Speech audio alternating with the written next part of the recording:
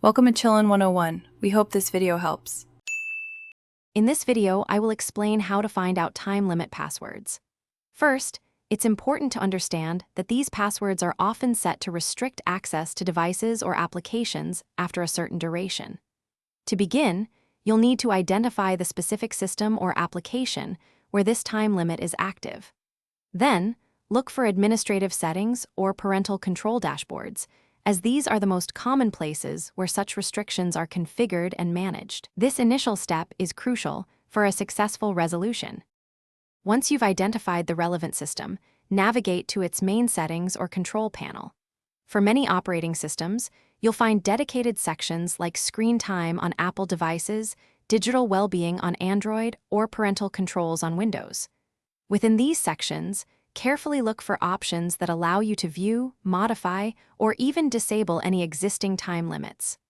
Often, the password or PIN required to make these changes will be requested at this stage, granting you access.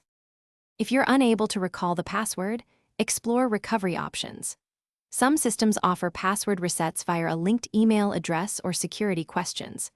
If the time limit was set by another individual, such as a parent or administrator, the most straightforward approach is to simply ask them for the password. As a final measure, a factory reset can remove all restrictions, but be aware this will erase all data on the device, so back up important files beforehand.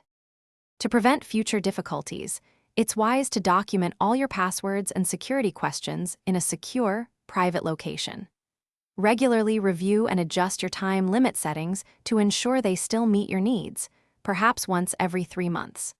Open communication about these limits, especially with family members, can also prevent misunderstandings and the need to find out passwords. Proactive management is key to a smooth and controlled digital experience for everyone involved.